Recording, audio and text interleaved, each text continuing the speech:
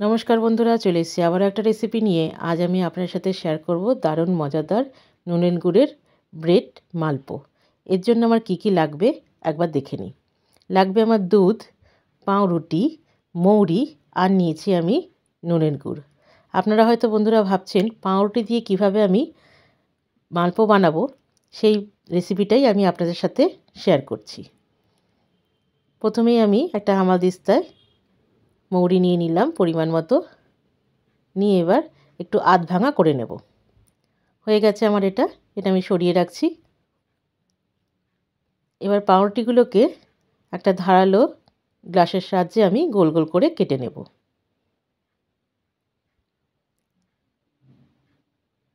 আপনারা যে কোনো জিনিস দিয়ে এটাকে কেটে নিতে পারেন, যদি কুকি কাটার থাকে সেটা দিয়েও কেটে নিলে হবে।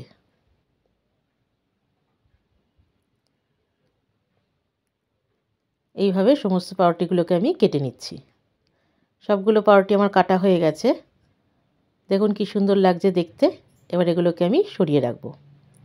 মালপো বানানোর জন্য একটা ব্যাটার তৈরি করব। প্রথমেই আমি একটা বাটিতে ময়দা নিয়ে নিয়েছি। এখানে 1 কাপ ময়দা আছে। আর দিয়ে দিলাম বড় চামচের 1 চামচ চালের গুঁড়ো। দিয়ে দিচ্ছি আধ ভাঙা মৌরির গুঁড়ো। এবার দুধ দিয়ে দেব। দুধ দিয়ে ব্যাটারটা তৈরি করব। অল্প অল্প করে দুধটা মেশাবো। দুধটা বুঝে মেশাতে হবে, কারণ আমি এখানে নুনের গুড় ব্যবহার করব। যাতে ব্যাটারটা পাতলা না হয়ে যায় সেই দিকটা খেয়াল রাখতে হবে। দেখুন একটা স্মুথ ব্যাটার তৈরি হয়ে গেছে। এবার মিষ্টির জন্য দিয়ে দিচ্ছি নুনের গুড়। যে যেরকম মিষ্টি খান সেই অনুযায়ী গুড়টা মেশালেই হবে।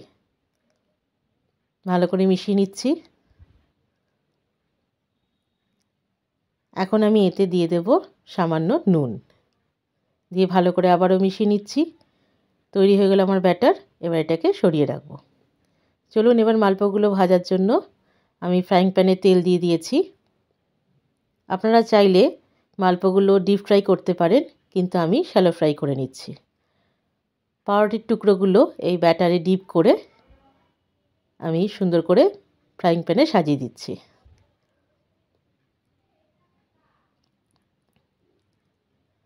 দেখুন আমি যেভাবে করছি এইভাবেই ডিপ করে ভাজতে হবে।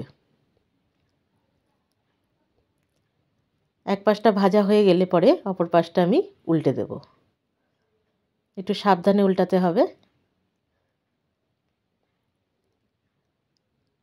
এবার লাল লাল করে আমি মালপোগুলোকে ভেজে নেব। দেখুন এগুলো ভাজা হয়ে গেছে।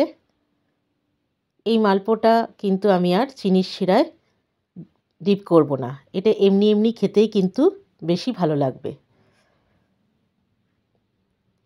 ভালো করে তেল ঝরিয়ে আমি এগুলোকে তুলে নিচ্ছি।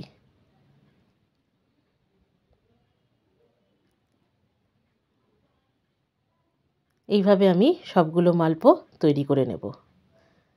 তাহলে তৈরি হয়ে গেল আমার দারুণ স্বাদের নুনের গুড়ের ব্রেড মালপো। আপনারাও যদি এইভাবে বাড়িতে তৈরি করেন তাহলে কেউ বুঝতেই পারবে না এই মালপোটা আপনি কিভাবে তৈরি করেছেন। এটা কিন্তু খেতে অসাধারণ লাগে। বাড়িতে অবশ্যই এই মালপোগুলো বানিয়ে ট্রাই করবেন এবং সবাই মিলে মজা করে খাবেন। এই রেসিপিটা যদি ভালো লেগে থাকে বন্ধুরা, বাড়িতে অবশ্যই বানাবেন এবং আমাকে একটা লাইক, শেয়ার, কমেন্ট আর একটা ফলো করতে ভুলবেন না বন্ধুরা। ভালো থাকবেন, সুস্থ থাকবেন। দেখা হচ্ছে পরের একটা ভিডিওয়। ততক্ষণের জন্য ধন্যবাদ।